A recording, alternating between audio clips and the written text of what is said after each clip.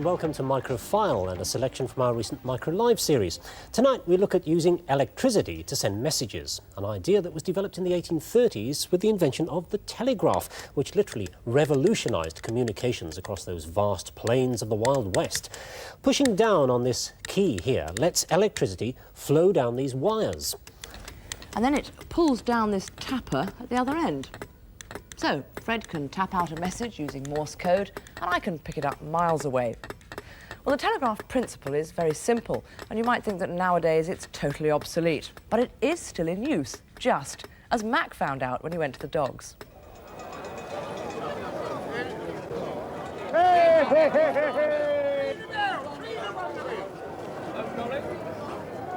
At the racetrack, information is money. Hot tips, winners, the latest odds, all vital stuff for the serious punter. Before greyhound racing started in Britain 60 years ago, bookmakers handled all the betting at racecourses. When dog tracks like this one at Haringey were built, the owners wanted a piece of the action. Luckily for them, in 1913, a New Zealander called Julius had invented a machine to mechanise the bookies' work. It could handle hundreds of bets a minute, it could work out and calculate the odds and display them. Well, the owners bought Julius's machine, and today it's still running and calculating their cut of the bets. Every time a bet was placed anywhere in the stadium, the odds on each dog had to be recalculated to take the new bet into account. Originally, 80 ticket machines passed details of bets down wires to a central processor behind this tote board, which recalculates and displays the odds on huge dials. Well, the best way to find out how it works is actually to place a bet. Every data processing system needs a way to input data. Today, we probably use a video display terminal. But back in 1927, they used this, a ticket issuing machine. 20p on number 6, please, for a win. Thank you. Well, a ticket is issued with the dog number and the race number stamped on it. It's an early form of hard copy. But you can keep checking on how much you're going to win from the tote board over there. The odds change every time a bet is placed, and the dials indicate the output of the totalising machine.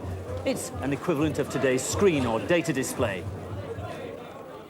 So a modern data processing system has inputs, usually keyboards, outputs, which can be screens or printers, and an electronic central processor. Whereas the tote has ticket machines for input, the tote board for output, and an electromechanical processor.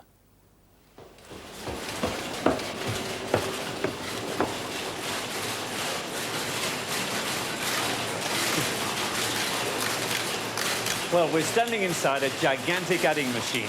I suppose it's a 1920s version of a central processor.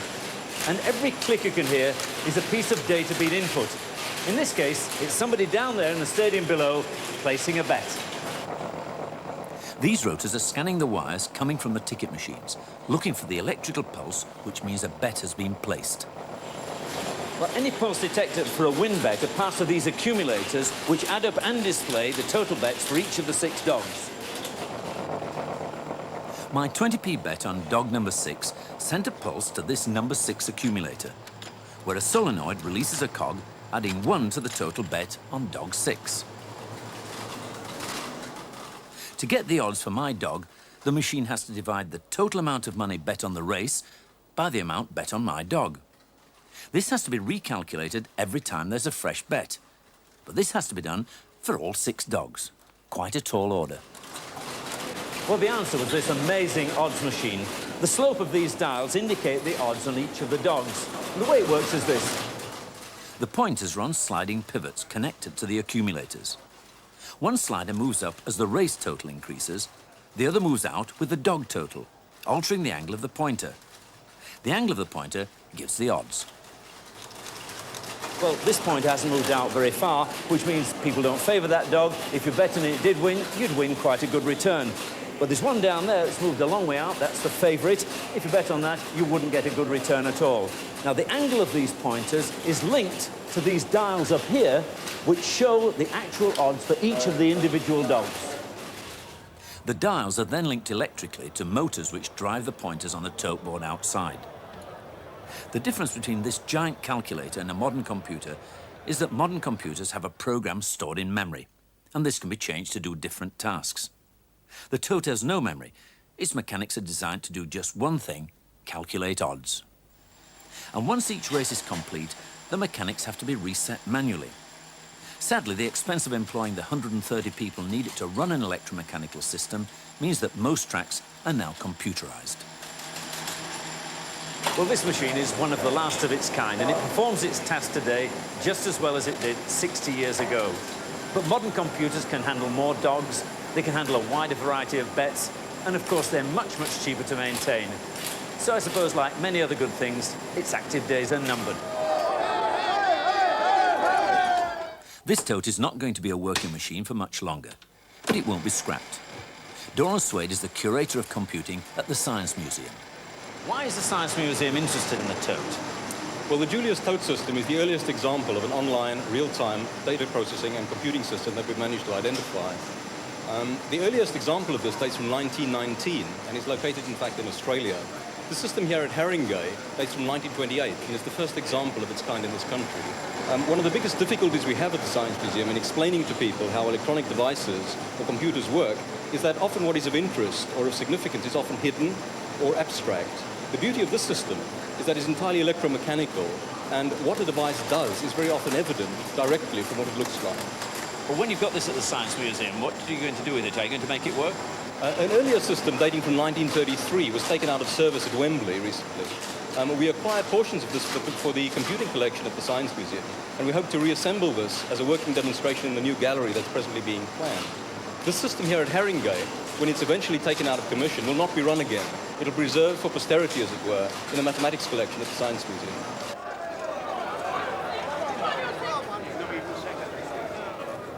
Well, that's a genuine winning ticket, 48p. I guess some people are just born lucky. The telegraph was soon replaced by the telephone, a smart new device which carried the sound of the human voice. No longer did you have to learn Morse code to send a message.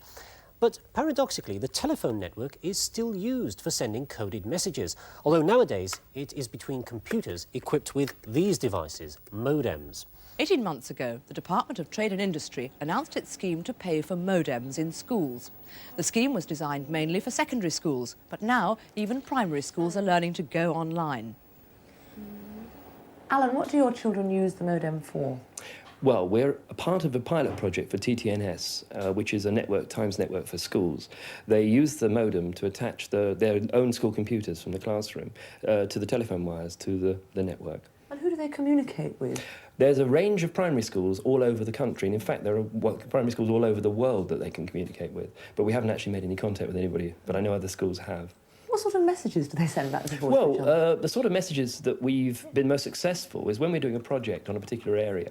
We've asked for information. I can remember the day that we asked for information about playground games. We were collecting information about playground games, and when we switched the modem on and we looked in the mailbox, there was 25 replies from all over the country, and it took us until 8 o'clock in the evening to actually download them and to look at them all, and it was an amazing amount of resources that we got. But the excitement the children actually got from seeing all that communication coming to them personally from other schools, it was just magic. It was so instantaneous, so immediate, which is something you don't get when you get letters through the post.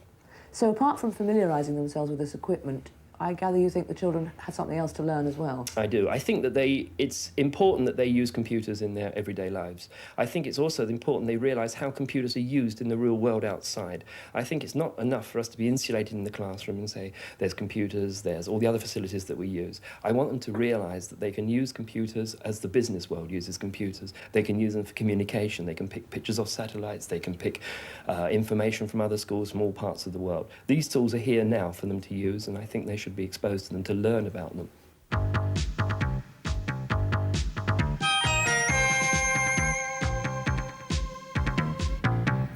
One problem with sending each message down a pair of wires is that if you want to send a lot of messages quickly, you need an awful lot of wires. Leslie took a look at the wiring for a modern car.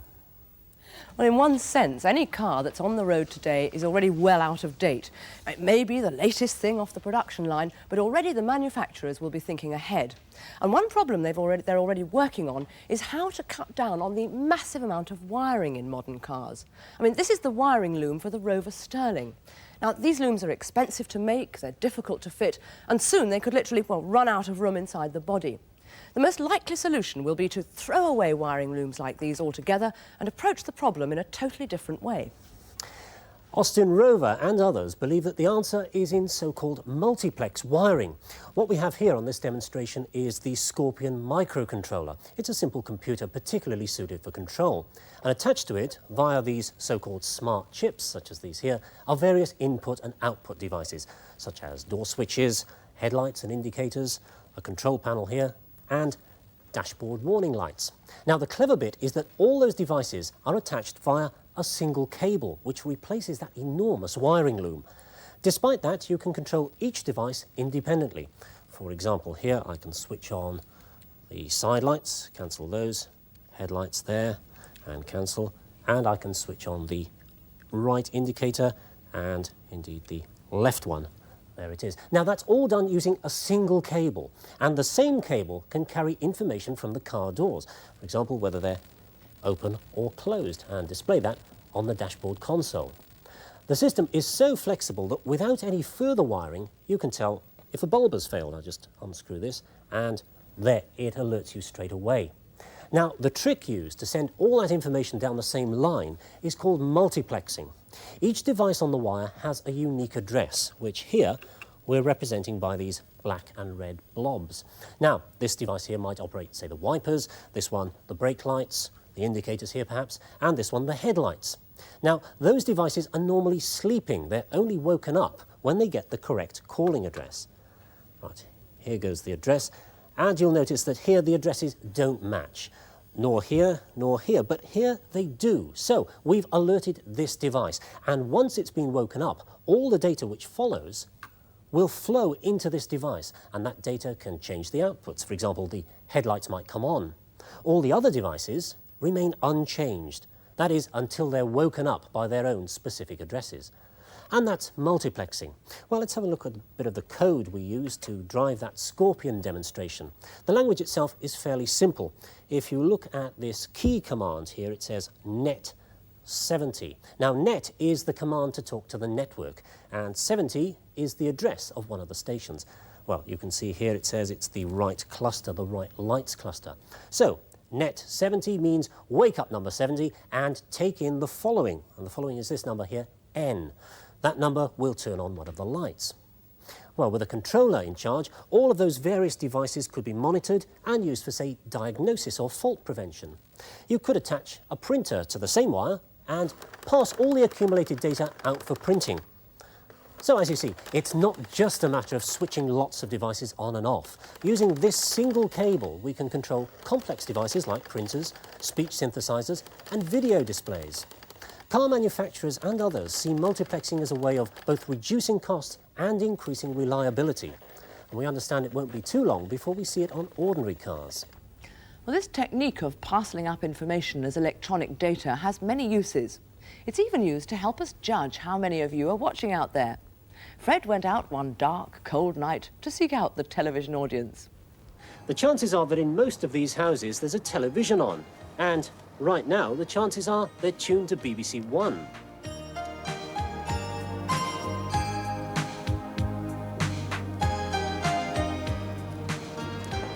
In the 1970s, BBC market researchers had to wait until the next day to find out their audience figures. Excuse me, good morning. I'm from the BBC. I wondered if I could ask you a couple of questions about your last night's viewing. Did you watch any television last night? A street interview carefully conducted can be a perfectly valid way of gathering information, but there was always the suspicion people were trying too hard to be helpful. Yes, that's right. And as a result, audience figures were perhaps over-optimistic. Early afternoon. So, the BBC and ITV companies got together to produce a more reliable system which gathered information as the viewers actually watched. The viewers were a statistical sample chosen to match the overall pattern of households in the UK. But the new method asked a lot of these viewers, who had to fill in diaries every quarter of an hour, noting the number of people in the room and the programme being watched. Hello and welcome to Micro Live. Tonight we'll be giving you some of the reactions to last week's story on electronic snooping. If people were not committed enough, this method could underestimate the number of viewers. And some houses had 2 or 3 televisions and a video recorder, which meant more diaries, more data, and more chance of errors. So the data collection has gone electronic, and the key to the system is this, or rather the fact that the television plugs into the mains. All the sockets in the house are connected via the house wiring. The electricity travelling round the circuit is an alternating current. It varies 50 times every second. Even if this waveform is slightly distorted, all the electrical appliances will still work perfectly normally. Against disease. What the new audience research system does is deliberately distort the mains waveform at one point, the television, in a way that can be recognised and read at another, this data recorder. It can read information from up to 4 televisions or video recorders, each of which sends information on specific parts of the signal. So, whichever television you use and wherever you plug it in, as long as it has one of these coding boxes on the back, it can pass on information to this data collector. And the data collector is also a modem. So at about 1 o'clock in the morning, the large computer back at base makes 3,000 telephone calls. That's one to each of these units to pick up all the viewing information.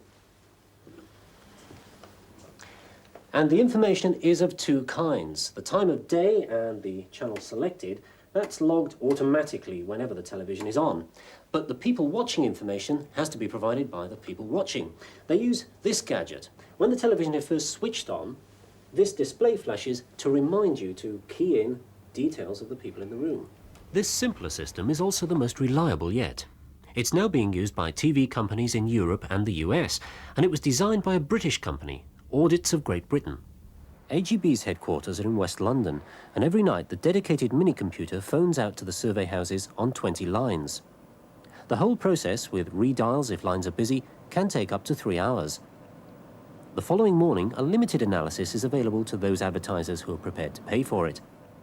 Now, using the mains to send information is becoming a standard practice. Baby alarms like this have been sending the sound of crying children around the wiring for several years. You simply plug in the microphone into the baby's room and then the loudspeaker into any other room, and you can listen to what the baby's doing. And now you can use the mains wiring to carry all sorts of other information around the house as well. When home computers were first launched, part of the sales blurb was that they could be used for controlling things in the home, like turning on an electric blanket when it became too cold, or closing the curtains when it gets dark. The reality was that nobody used them for this. You needed a lot of extra electronics and relays and so on before you could even turn on a kettle with your computer. You also needed an awful lot of specially installed wiring to carry control commands around the house. As a result, do-it-yourself home control systems were often messy, unreliable, and potentially quite dangerous.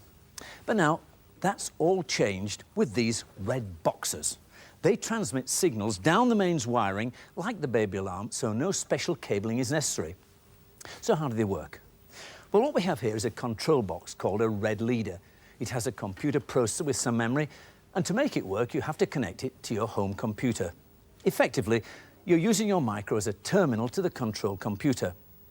The red leader can monitor signals from other red boxes and send messages to them as well. The great thing is that the only connection you need between the boxes is the mains wiring. Of course, one of the problems with sending messages around your mains wiring is that the messages, like the wiring, don't stop at your front door. They'll pass out under the street and probably still be readable on the mains electricity in houses 2 or 3 doors down the road. To stop you turning on your neighbour's remote-controlled B-Day by mistake, the red boxes each have a unique identifier. It's rather like a telephone number, except you won't quite find a telephone number as long as this one, and they'll only respond to messages which start with their own number. Well, all this is very clever, but what can you use it for? Probably the best application for these boxes would be as a simple, cheap home security system. You plug in an alarm like this one into this red box, which is a switchable mains socket. And then we're going to set this red box to detect the movement of warm bodies, and I'm going to use it to protect that picture over there. I clip it on this thing and point it towards the picture like this, and then plug it into the nearest mains socket, like that.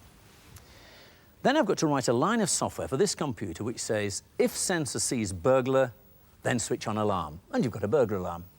Well, let's see if I can make it work. The software that comes with the system uses menus, so it's fairly easy to set up. What we've done is to tell the control box about the alarm. This column tells us that it's off at the moment, which it is, and we could use the timer to operate the alarm, but we want it to be operated by the sensor. So we need to tell the control box about the sensor. Well, I've already entered most of the sensor number, this gigantic number in here. I want to complete that, and it'll start to produce the sensor. We're using a BBC Micro, so the software also works on the Commodore and the Spectrum. Well, now the control box knows about the alarm and the sensor. What we have to do is to tell the control box to switch on the alarm when it receives a signal from the sensor. First of all, I've got to set it up, so I set the whole system to off. And then I'm going to move the cursor onto the alarm. I want to access an auxiliary device, which in this case is the sensor, number 2, and the whole thing should be primed. Leslie, let's see if you can steal my picture. OK, here I go. In for the steal. No chance, it works. Terrific. Well, it actually works. As the system is controlled by a computer program, we can install other sensors operating at different times and tailor the system exactly to the needs of my house. And if you're a real techie, you can get access to the control language called Red Basic and make the system work in any way you want.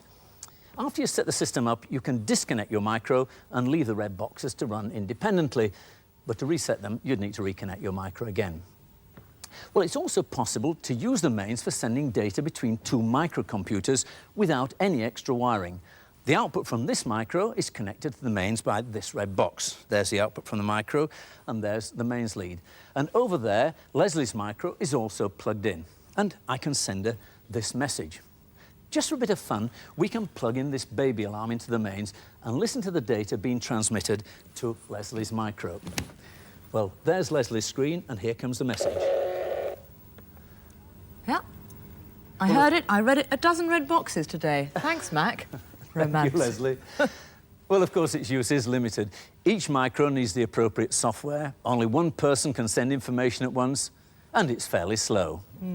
Not only that, as Mac just demonstrated, supposing the people next door had a baby alarm, like the one he showed, well, they'd think their baby was bleeping. And if they used red boxes as well as you, then both their system's response time and yours would be slowed down. So any serious user would have to use one of these. It's a mains filter, and that could turn out to be rather costly. So, although Red Leader looks as approachable as a set of Carmen rollers, be warned, you do need some techie know-how to cope with it. But at least it's a start towards using your micro to run things for you at home.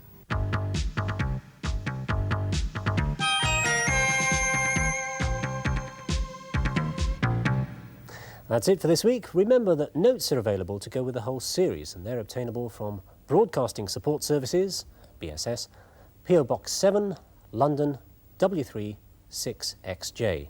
That's BSS, PO Box 7, London, W3 6XJ.